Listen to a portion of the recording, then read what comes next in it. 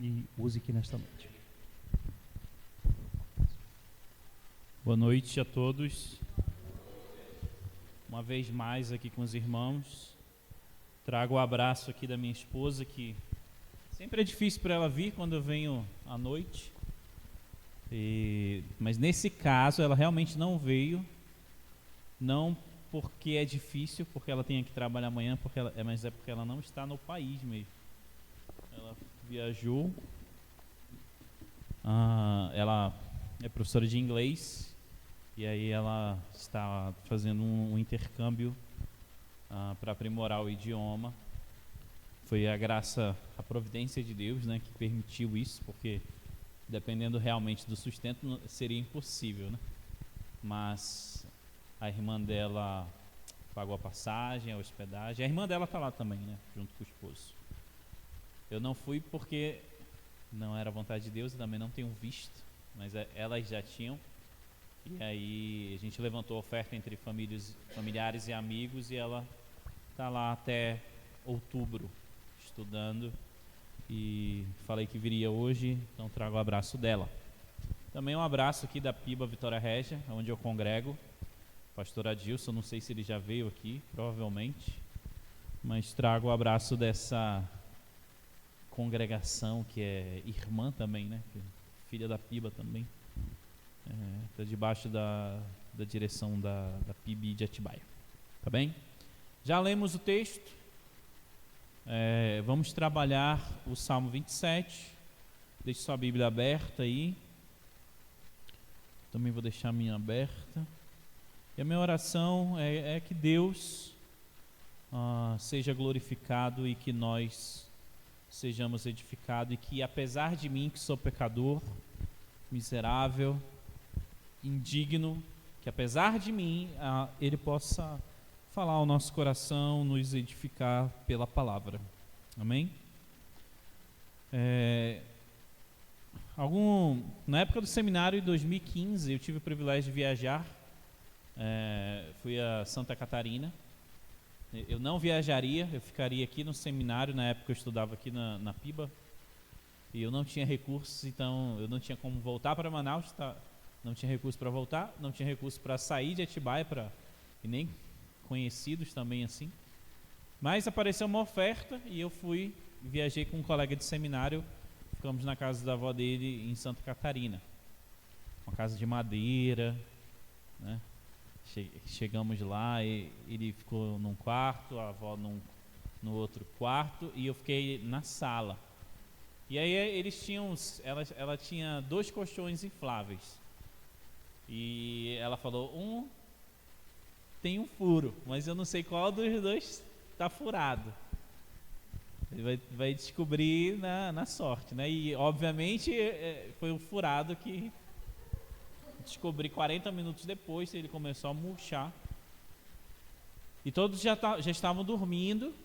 Só que enquanto eu estava deitado, eu percebi que tinha uma luz vindo da sala de TV, né?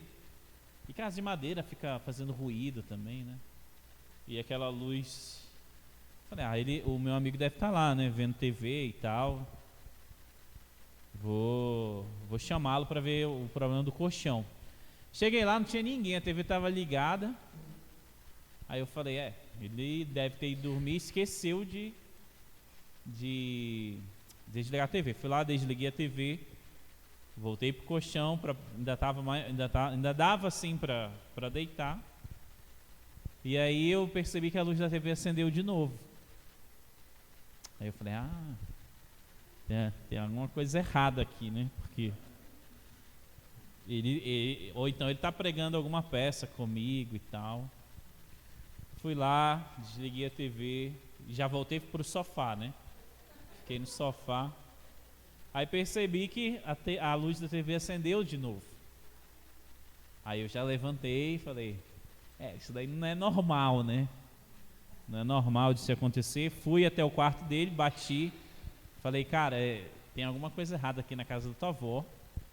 Vou dormir aí no quarto contigo. Ele falou, não, vai dormir aqui não. Aí eu falei, insisti, mas ele falou, não, dorme lá, não é nada. Falei, beleza, não é.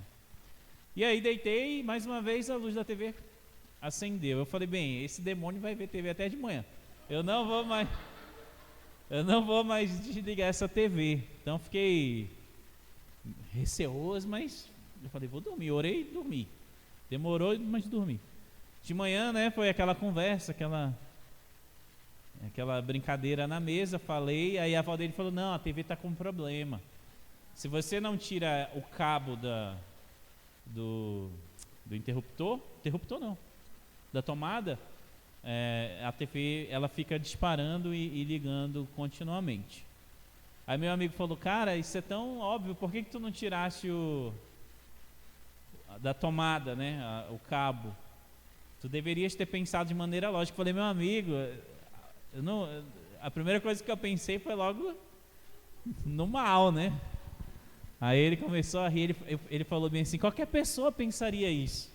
Aí vinha chegando uma neta dela, ou filha da vizinha, não sei, devia ter uns 8 anos, aí pergunta, o que tu faria se tivesse acontecido isso contigo? Aí a menina de 8 anos falou, teria tirado da tomada. Aí ficou aquela brincadeira comigo. Até hoje a gente brinca sobre isso, né? A questão é que eu estou contando essa história para falar para você que todos nós temos medo. Essa é uma situação engraçada, onde eu tive medo e o meu medo me levou a imaginar, né, uma série de circunstâncias, quando na verdade era um simples problema na TV. Mas o medo, tirando essa situação engraçada aí, ele era real e ele faz parte das nossas vidas. Todos nós precisamos de lidar com o medo, né? Medo de morrer, medo de adoecer, né? Medo de que alguém que a gente ame, morra, adoeça, né? Medo de não ter condição de manter o lar, manter os filhos, todos nós, todos os dias lidamos com medo, né? Eu sei que aqui é uma cidade do interior, mas quem mora no centro urbano, especialmente Manaus, é a 4ª ou 5ª capital mais perigosa do país, né?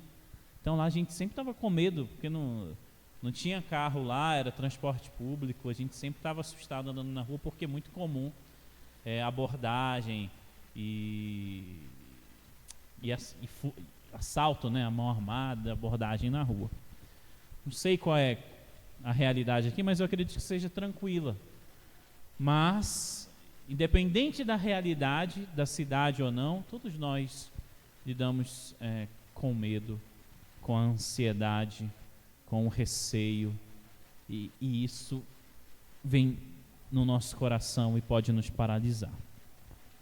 O Salmo 27 vai oferecer para a gente aqui hoje 4 atitudes para lidar com o medo pecaminoso e consequentemente também com a ansiedade, que a gente não fala ansiedade pecaminosa porque ansiedade é pecado, mas o medo pecaminoso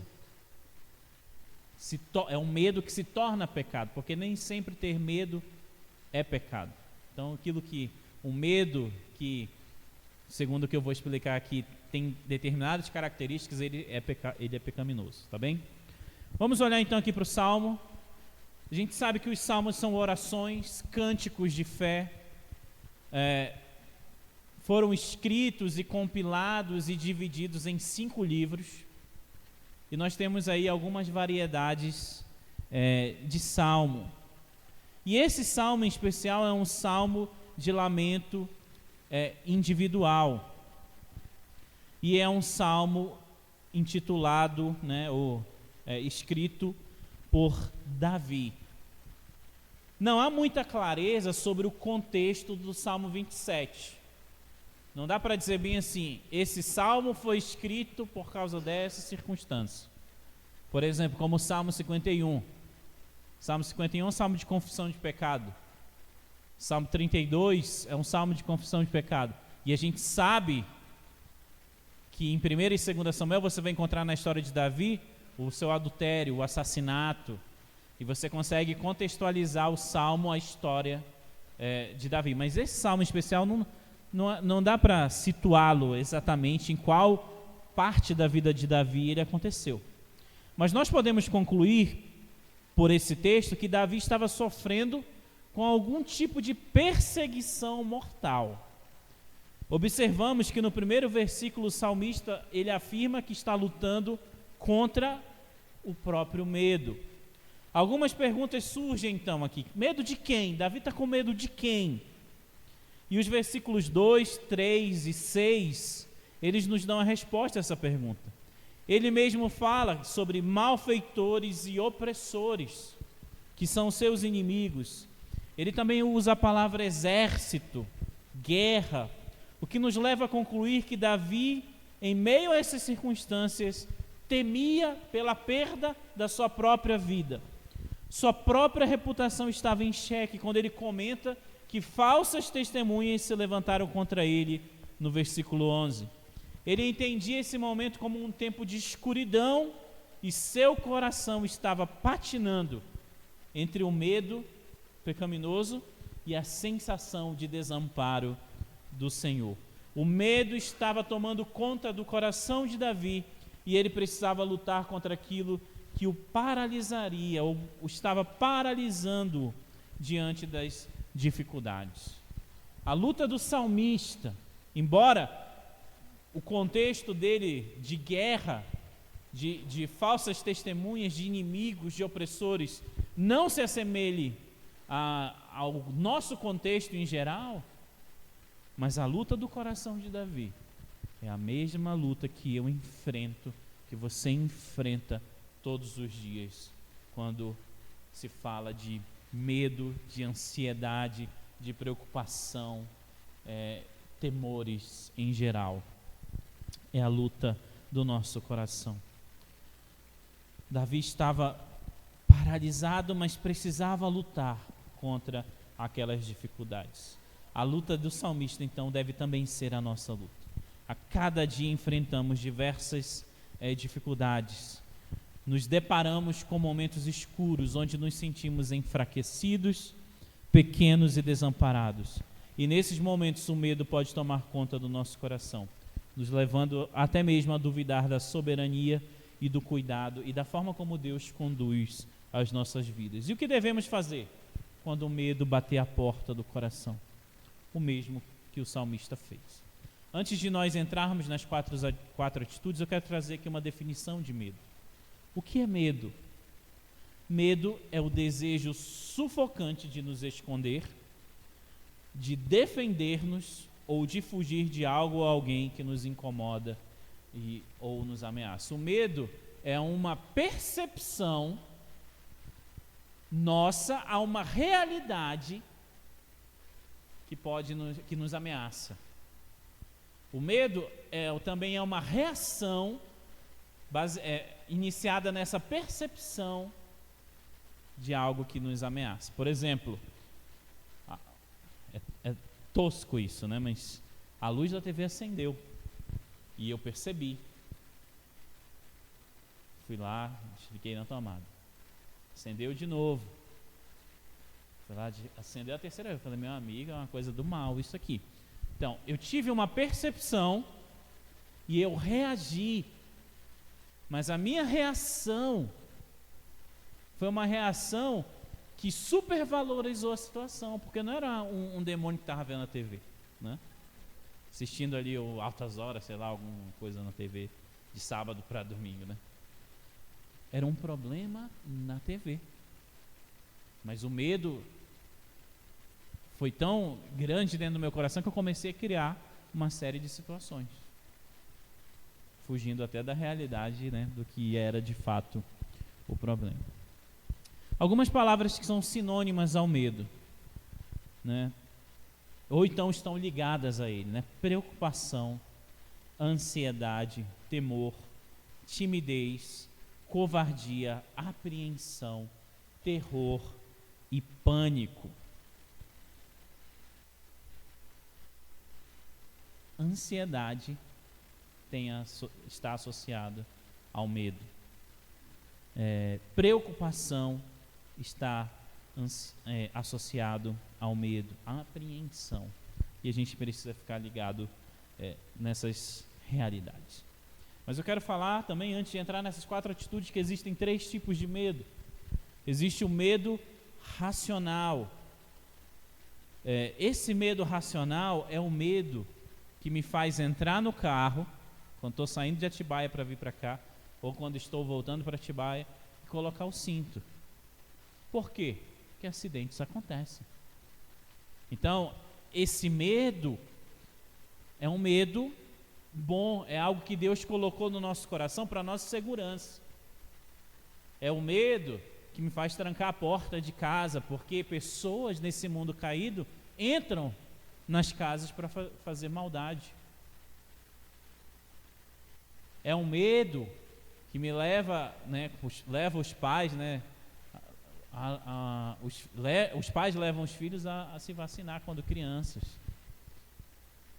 É um medo que você não deixa, sabendo que tem panela, né, no fogo, na cozinha, você não deixa seu filho solto. É um cuidado.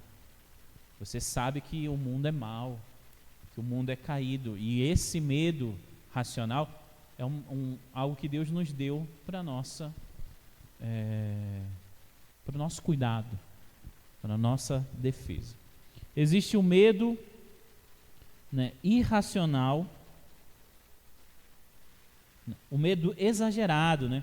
É aquele que é baseado na realidade, mas ele acaba sendo desproporcional. Ela, em que sentido? Eu, com muito esforço, trabalhando na igreja, né, era jovenzinho, juntei por 6 meses um dinheiro para comprar uma calça e um tênis. Fui ao shopping com um amigo meu lá de Manaus, comprei a calça, comprei um tênis, e saindo do shopping para voltar para a igreja, que eram 20 minutos andando, no meio do caminho alguém nos abordou. Aí mostrou uma arma e abrimos a bolsa, levou o celular do meu amigo, levou o meu celular, levou R$30. Mas ele não tinha percebido que eu estava com umas compras, porque eu fiz assim meio que diagonal, e eu nem era gordinho assim para esconder a sacola como eu sou hoje. Naquela época eu era bem magrinho, mas escondia assim. Só como tinha muita gente, o assaltante, para disfarçar, né, ele falou bem assim, vamos conversando. E aí ele falou bem assim, vocês estavam aí no shopping jogando videogame, né, não sei o quê. Eu falei, nós estávamos jogando videogame. Nem tava, né, mas na hora eu falei, vai responder tudo que... Aí meu amigo falou, não, nós estávamos fazendo compras. Aí ele percebeu a sacola e pegou a sacola. Isso é piada até hoje lá na igreja e tal. Mas depois desse dia que a gente foi assaltado, eu fiquei com receio de passar naquela rua. Eu fiquei com receio de andar sozinho na rua, todo o tempo olhando para trás, todo o tempo... Por quê? Por causa de uma realidade fatídica que despertou esse medo em mim. Mas esse medo poderia ganhar proporções exageradas a ponto de eu não sair mais de casa. Já ouviu falar, né, que a psicologia, a psiquiatria dá nome da doença para todo mundo, né? Síndrome do pânico, né? Crise de ansiedade. Mas o nome que eu acredito ser uma orientação bíblica é crise de medo pecaminoso, crise de ansiedade. Eu já tive isso. Eu tive uma sensação de mal súbito na igreja e achei que eu estava tipo, infartando e tal. Falei com todo mundo lá na igreja, o pessoal até achava que era brincadeira no início. Fui parar no pronto-socorro, minha pressão estava altíssima. E eu falando assim, passa no sinal vermelho. Estava desesperado, eu fiquei fora de mim. E os meus amigos também desesperados, passa no sinal vermelho que se pegar a multa eu pago, não tinha nem dinheiro. Eu falei, vai, só vai. Cheguei lá, pressão altíssima, me deram injeção, sentia meu coração palpitando. E eu estava com várias tensões, tinha acabado de casar, várias preocupações e tudo mais. E tive essa sensação. No entanto, essa sensação de desfalecimento é tão ruim que você fica com medo de sentir ela de novo. E para não sentir ela de novo, eu não conseguia mais nem sair da minha cama. Eu fiquei deitado por vários dias sem sair da minha cama. Se eu saísse do quarto para a cozinha, eu ficava me tremendo e aquilo que eu ficava falando bem assim, não, isso daí é bobeira, isso daí levanta daí. Não, é uma coisa que te puxa assim e você não consegue fazer. Eu fui depois de uma semana na varanda de casa e eu não consegui ficar lá 5 minutos. O medo pecaminoso e a ansiedade tomou proporções exageradíssimas e me paralisou. E existe também o medo irracional, ou seja, medo de coisas que não existem. Quando eu era adolescente, né, quando eu era criança, eu morava com os meus avós, você passava aquelas autópsias de ETs, né? Nossa, aí eu ficava com medo. E aí minha avó falava bem assim, tarde da noite, brincava o dia todo, ficava com aquele colado, não sei qual é o nome que fala aqui, mas lá em Manaus é colado de ceroto. Ficava aquela sujeira aqui, a minha avó. Aí via a autópsia de ET, minha avó falava, vai tomar banho. Só que eu não conseguia ir tomar banho porque eu estava com medo do ET. E eu falava, não vou, vó. E ela, você vai. Aí eu lembro dela me dando cinturãozada e eu embaixo do chuveiro. Agora olha só, é um medo irracional, porque ET não existe. E outra, é mais irracional ainda porque o ET ia sair do chuveiro, né? Iam cair gotas de ETs. Isso é um medo irracional, um medo exagerado. Existe o medo, que é um medo que deve nos levar a temer o Senhor, a proteger a nossa vida e a proteger a vida das pessoas que a gente ama. Aí existe o medo exagerado, que já é uma reação pecaminosa diante da realidade ao nosso redor, quando algo nos ameaça. Ter medo é pecado?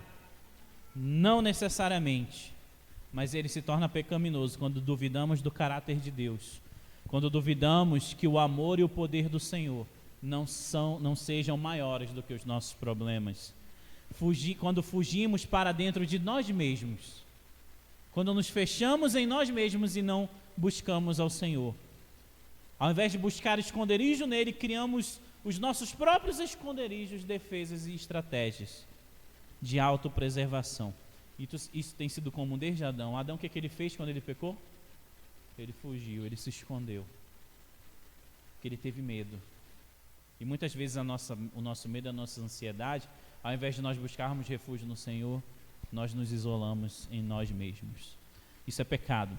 E quando alimentamos no nosso coração, alimentamos o nosso medo com ódio, ressentimento e amargura, especialmente quando o pecado de outras pessoas afeta a nossa vida. Quando por causa do pecado e da injustiça praticada por outros, nós somos prejudicados, afetados, ofendidos, perseguidos, maltratados, injustiçados. Isso tudo pode nos levar a pecar contra o Senhor. Sentimos medo por diversos fatores, perigos, né, ameaças físicas, emocionais, né, criminosos, doenças, ir ao médico, ao dentista, quando a nossa imagem é ameaçada diante dos outros, medo de fracassar, separações dolorosas, perda de entes queridos, conflitos. O simples fato de estarmos vivos pode trazer medo. O medo pode nos paralisar a ponto de não fazermos algo que faríamos se o medo não existisse. Nos desgasta, desanima, afeta as pessoas ao nosso redor, nos bloqueia e é um pecado contra o Senhor. Davi estava diante de um perigo real, ele teve medo, mas ele reagiu adequadamente em relação a esses medos. Quais são os seus temores hoje? Do que você tem medo? O que te desestabiliza? O que te faz duvidar do cuidado do Senhor? O que te preocupa? O que aflige e te levado a duvidar do cuidado da soberania de Deus sobre a sua vida? Quero trazer 4, então, atitudes para nós lidarmos com o medo. A primeira delas é: confie em Deus. Confie no Senhor. Versículos 1 a 3. O Senhor é a minha luz e a minha salvação. De quem terei medo? O Senhor é a fortaleza da minha vida. A quem temerei? Quando malfeitores me sobrevêm para me destruir, meus opressores e inimigos, eles é que tropeçam e caem. Ainda que um exército se acampe contra mim, não se atemorizará meu coração. E se estourar contra mim a guerra, ainda assim terei confiança. Aqui é aquela orientação que é de fácil compreensão, mas de difícil execução. Eu estou dizendo assim, confie em Deus. O negócio é que no calor do momento, no olho da tempestade, é muito difícil praticar isso que eu estou falando. Eu falo por mim mesmo. É fácil compreender que nós devemos confiar no Senhor, mas é de difícil prática, porque o nosso coração, ele quer, por ele mesmo, se segurar em algo que para ele é seguro, e às vezes ele procura tudo e todos, mas não procura confiança no Senhor. Não foi isso que o Davi fez. Ele está em um diálogo com o seu coração, com a sua alma. Ele estava desesperado, ele estava se sentindo perdido em meio àquela situação que o cercava. Quando o salmista reconhece que Deus é a sua luz e a sua salvação, ele reconhece que Deus é o único que pode iluminar o seu caminho. Ele reconhece que Deus é o único que pode iluminar o seu caminho de tal forma que ele encontre salvação. Davi recorre à certeza de que Deus o iluminará e o salvará, como fez em outras situações difíceis que havia enfrentado. Em 2 Samuel 22, 29, o Davi diz: Tu, Senhor, és a minha lâmpada. O Senhor derrama luz nas minhas trevas. No Salmo 27, Davi estava reafirmando a confiança de um Deus que nunca o abandonou, mas que por muitas vezes já o havia iluminado e salvado em meio às adversidades.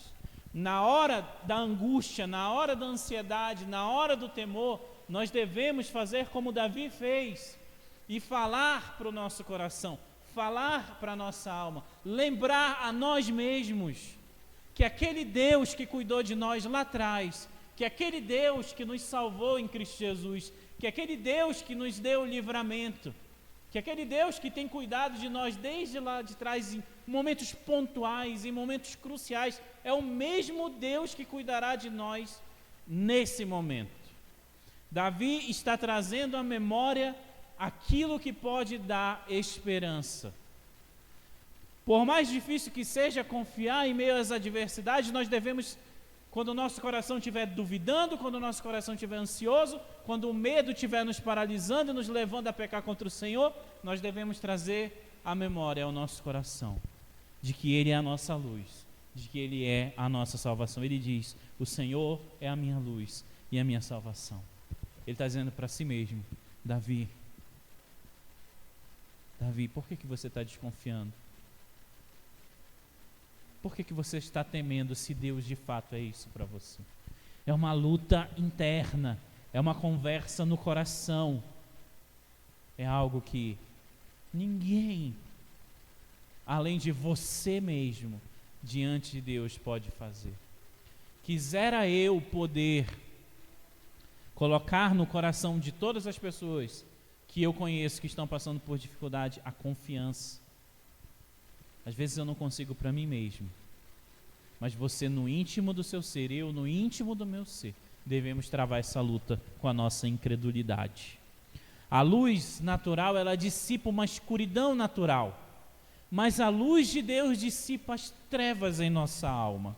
A luz dissipa as ansiedades do coração e nos alerta dos perigos que a escuridão nos traz. A salvação significa vitória contra os inimigos. E aqui eu lembro, eu não sei se eu já contei essa história, provavelmente sim. Estou envelhecendo, estou ficando repetitivo às vezes. Mas eu estava em Santiago, do Chile, passei 14 meses lá com a minha esposa. Alguém ligou do grupo, alguém daqui da PIBA ligou para mim e falou: Bruno, eu sei que você está no Chile, e nós temos uma irmã do nosso grupo aqui de casais, que a mãe dela foi desenganada. Só que eu morava a 1 hora do Chile, ou de Santiago, para o sul. Ele não sabia exatamente onde eu estava, mas ele ligou na hora que eu estava indo embora de Santiago, de volta para a cidade. Quando ele falou isso, eu pensei: eu não gosto de ir para o hospital, eu não gosto de ir ao hospital, eu não gosto de fazer algumas coisas. Das coisas que eu não gosto de fazer, e eu vou e faço, ir ao hospital é uma dessas. Aí eu já não gosto de ir no hospital, e ir com alguém que foi desenganado, aí é mais difícil ainda.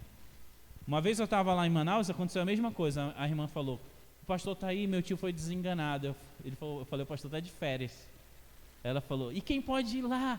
E eu estava querendo falar: procura outra pessoa na minha mente, né? Eu falei: não, então eu vou. Fui, estava lá. Sabe que é ficar cego, você procurar um versículo e não achar? Eu estava lá na espera para entrar. O evangelista que costuma visitar o Hospital do Câncer lá, evangelizando as pessoas, ele chegou comigo e me deu um folheto: olha, Jesus te ama. Aí eu falei: eu vim aqui foi para consolar uma família, né? De tão nervoso que eu estava, que eu não gosto, mas eu vou. Se estiver aqui, eu vou. Aí falei para ele: beleza, eu vou.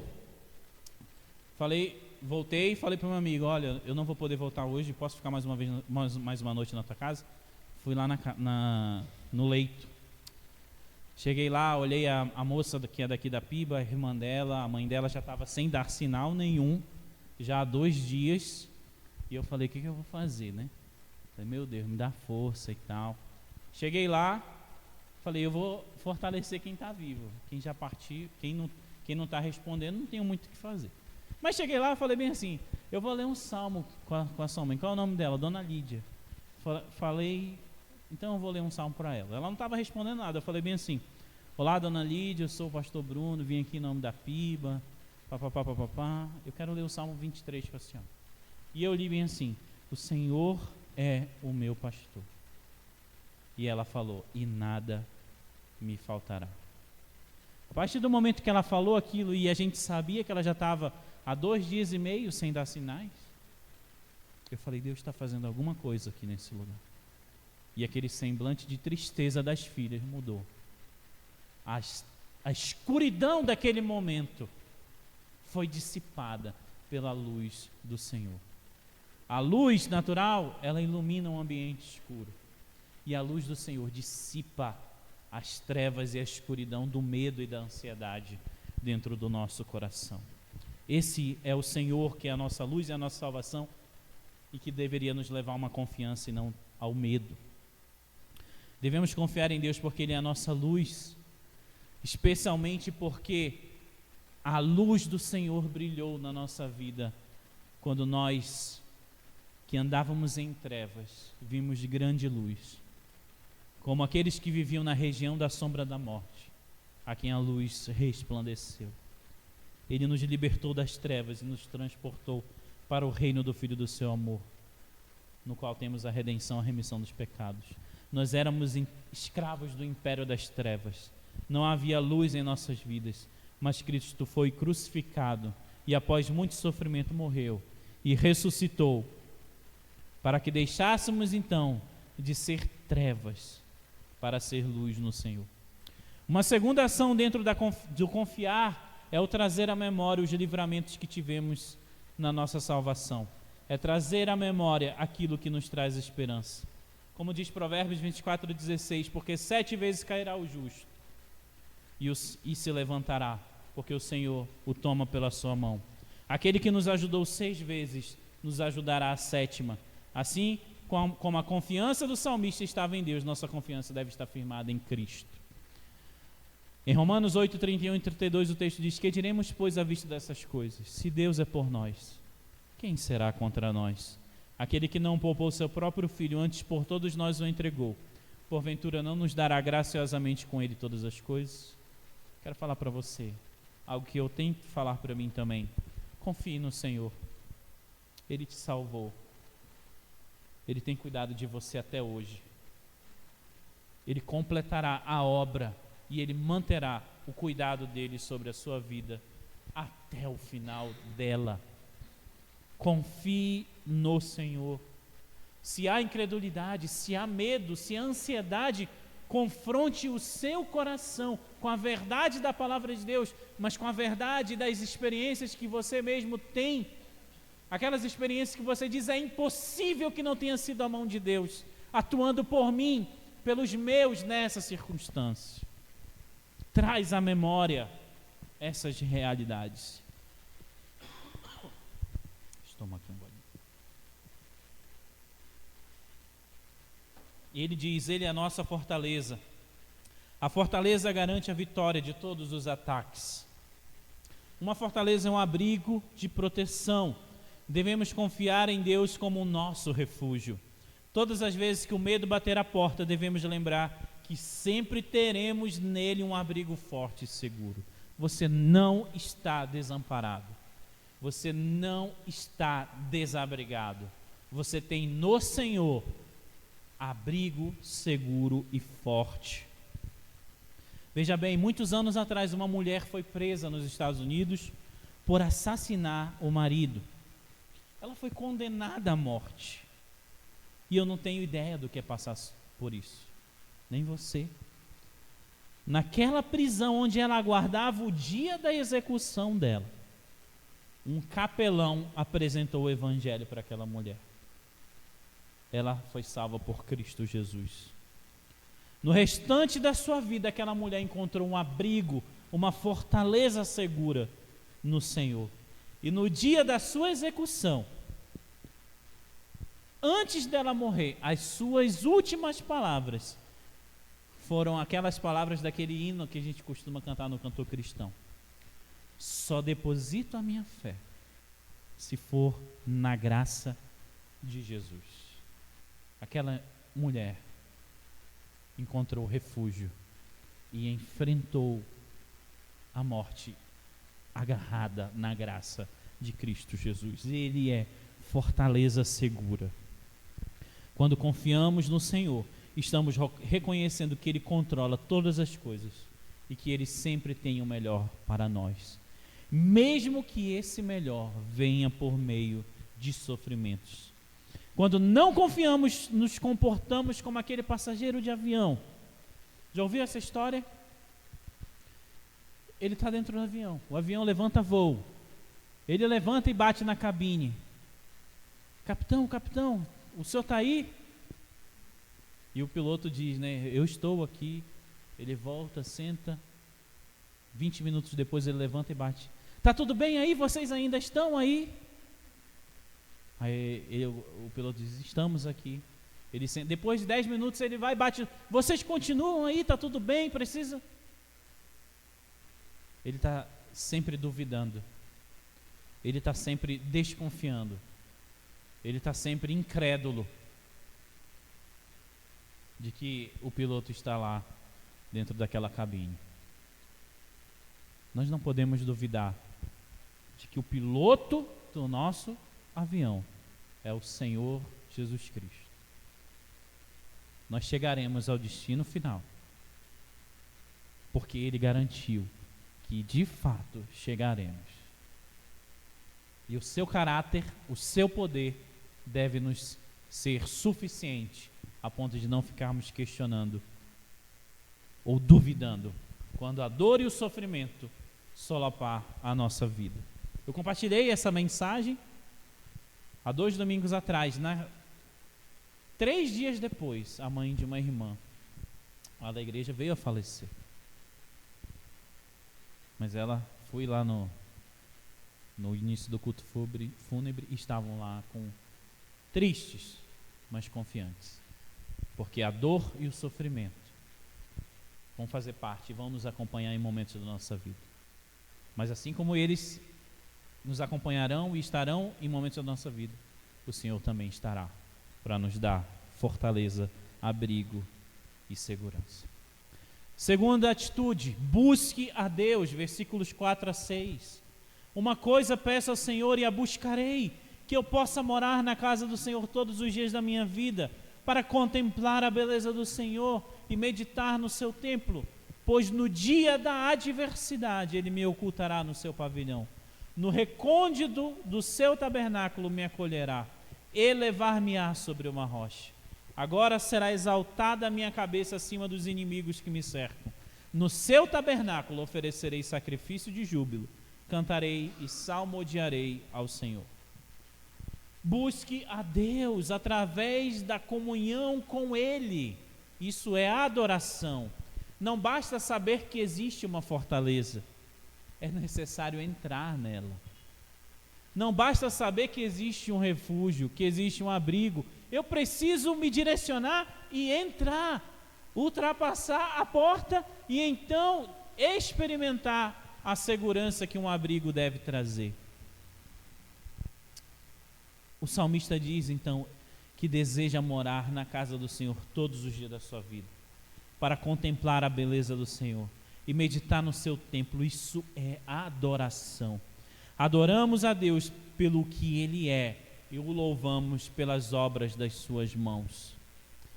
Na adoração, a primazia está na pessoa de Deus, independente do que Ele tenha feito por nós. Seu caráter está acima de qualquer suspeita.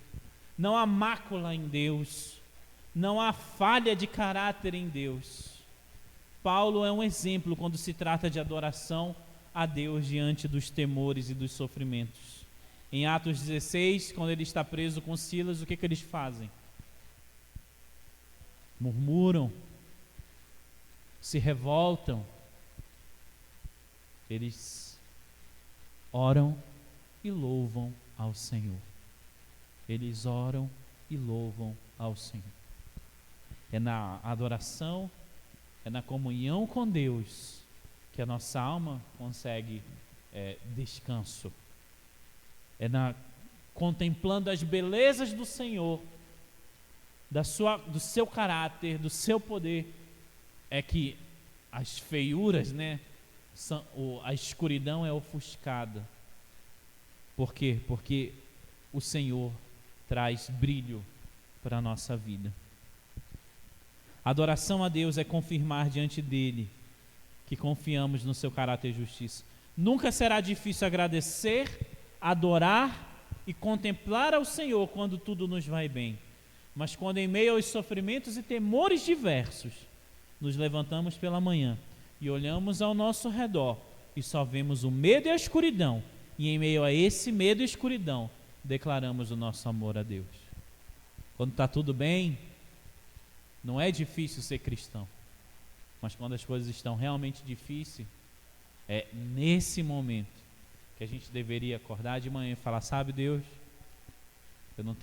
aparentemente eu não tenho razões para agradecer, porque tudo que está acontecendo ao meu redor só tem me trazido sofrimento, dor e aflição, mas eu confio em Ti, mesmo nessas situações, e eu quero Te agradecer por essas situações estarem acontecendo comigo.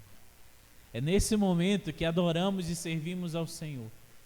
Quando injustiçados, agradecemos a Deus.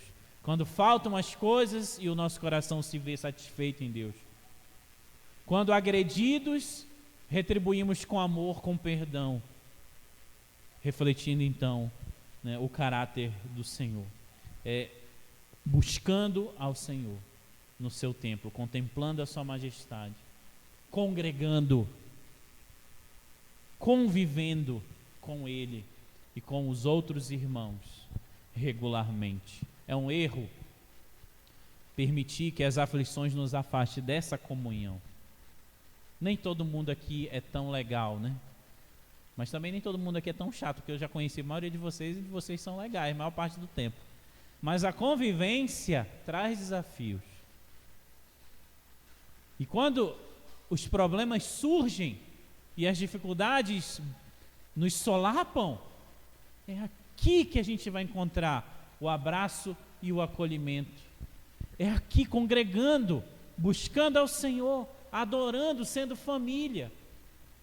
Mas para isso é necessário que cada um aqui tenha intencionalidade de ser esse abraço do Senhor, de ser a voz do Senhor, de ser a mão do Senhor estendida para o irmão.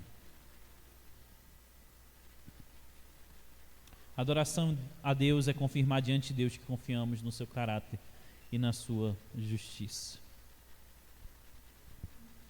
Terceira atitude de coração. Lembra? Qual é a primeira? Confie no Senhor. Qual é a segunda? Busque ao Senhor. E a terceira é ore ao Senhor. Versículos 7 ao 12. Ouve, Senhor, a minha voz. Eu clamo, compadece de mim e responde-me. Ele ora. Ele começa aflito, Ele começa em uma crise interior, ele declara então seu anseio e inicia uma fala de adoração, e em seguida ele começa a orar e a falar daquilo que ele está sentindo. Ele diz: ao meu coração me ocorre, buscai a minha presença. Buscarei, pois, Senhor, a tua presença. Não me escondas, Senhor, a tua face. Não rejeites com ira o teu servo. Tu és o meu auxílio. Não me recuses, nem me desampares, ó Deus da minha salvação. Porque se meu pai e minha mãe me desampararem, o Senhor me acolherá. Ensina-me, Senhor, o teu caminho e guie-me por vereda plana por causa dos que me espreitam. Não me deixes à vontade dos meus adversários, pois contra mim se levantam falsas testemunhas e os que só respiram crueldade. Ore a Deus, então, mantenha a comunhão e fale com Deus. O que é oração? A oração é um recurso deixado por Deus para nos relacionarmos com Ele. A oração é conversar com Deus, abrir o coração. Deus não às vezes a gente entende que a oração é só pedir, é só colocar diante de Deus aquilo que a gente precisa, como se Ele fosse aquelas maquininhas de doce que ficam no supermercado. Você coloca uma moedinha, mexe a alavanca e cai um docinho ali, uma balinha. A oração não é para isso. A oração, sim, né, em meio à oração eu posso pedir ao Senhor, mas a oração é para ter um relacionamento com Ele.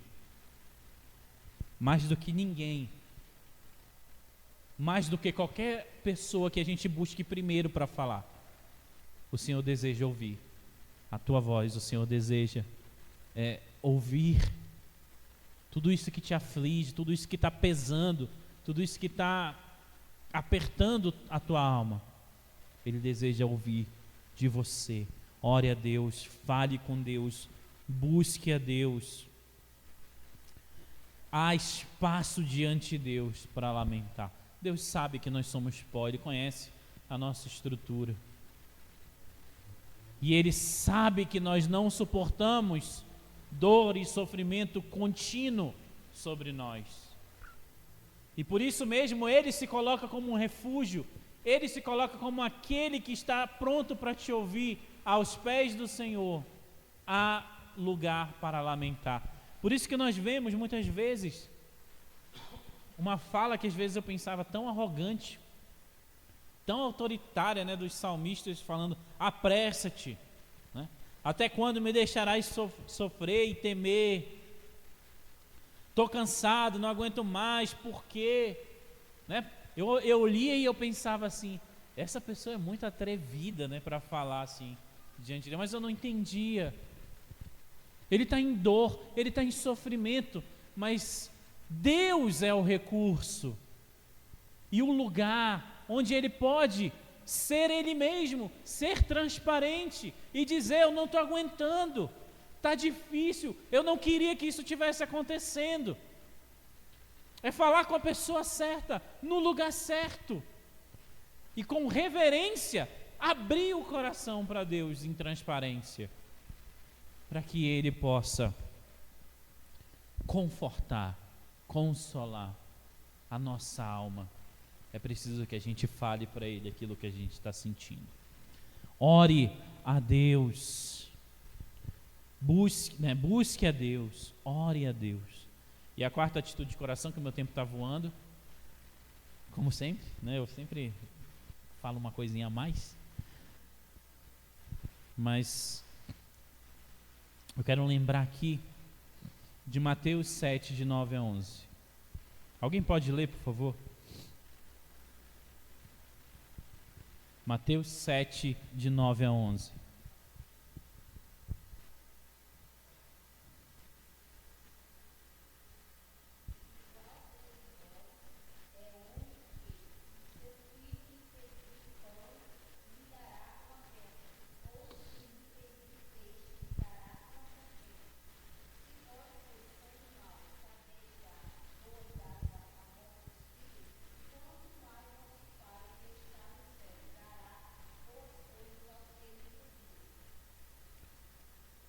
Não evite a oração Não evite não falar e não abrir o seu coração diante de Deus quando Ele mesmo diz: faça isso.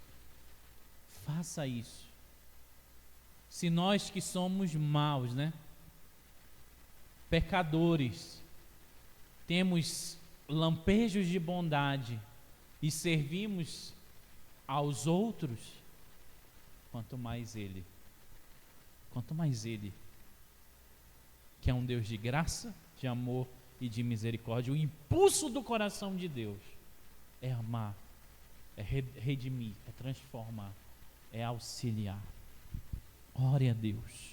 E a quarta atitude para lidar com o medo pecaminoso e com a ansiedade é: descanse em Deus. Olha o que ele diz: eu creio que verei a bondade do Senhor na terra dos viventes. Espera pelo Senhor, tem bom ânimo e fortifique-se o teu coração. Espera, pois, pelo Senhor. Ele começa lutando com a própria alma dele. Ele manifesta o desejo de buscar a Deus, e ele busca. Ao buscar a Deus, ele fala do seu problema, da sua condição interior, e ele termina o salmo com confiança. A situação talvez não tenha mudado imediatamente para Davi, mas ele está dizendo bem assim: sabe esses inimigos, sabe esses malfeitores, sabe tudo isso que está me acontecendo? Eu creio que eu verei a bondade do Senhor. Eu creio que eu verei a bondade do Senhor. Ele não está retraído, ele não está se escondendo, ele não está evitando viver, ele não está evitando nada. Ele está olhando com esperança. Ele tem esperança no futuro. Ele tem confiança na bondade de Deus. Quando descansamos, superamos então o medo pecaminoso e a ansiedade. E temos uma atitude de fé, uma atitude de perseverar com a graça do Senhor. No dia que eu estava dando essa mensagem lá no Piba Vitória Régia, nós temos um casal que está congregando lá, que a mulher é cega. E ela vai com cão guia, né? Já tem um espaço lá para ela participar.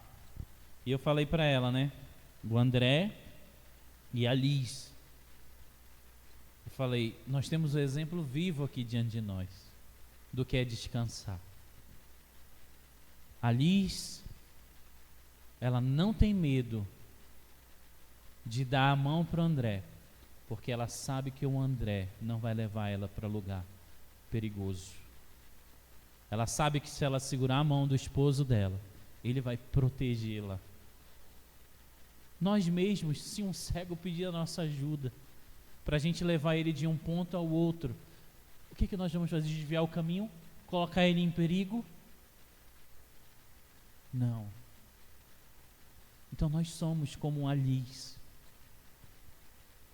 finitos, limitados, impotentes, não temos poder para nada em nós mesmos. Mas quando nós seguramos nas mãos estendidas do Senhor para nós podemos ter certeza que Ele vai nos conduzir por um caminho bom. Pode ser difícil, pode ter sofrimento, pode ter dor, mas Ele nunca vai soltar a mão dos seus filhos. E Ele vai levar em segurança até o destino final. Precisamos descansar em Deus. Qual é a primeira atitude?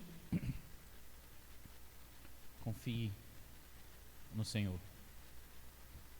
Busque ao Senhor, ore ao Senhor e descansa nele. Isso é um trabalho árduo. Significa que todas as vezes que você perceber que aquele problema e aquele medo e aquela ansiedade está voltando, você dobra o seu joelho e diz: sabe, Senhor, está acontecendo de novo. Me ajuda. Eu coloco esse sentimento, eu coloco essa situação outra vez nas tuas mãos. E se for preciso fazer isso 100 vezes num dia, 1000 vezes na semana, faça. Porque o caminho para o descanso vem com a perseverança em buscar e confiar no Senhor. Isso só é possível àqueles que já pertencem a Ele, por meio de Cristo Jesus. Vamos orar?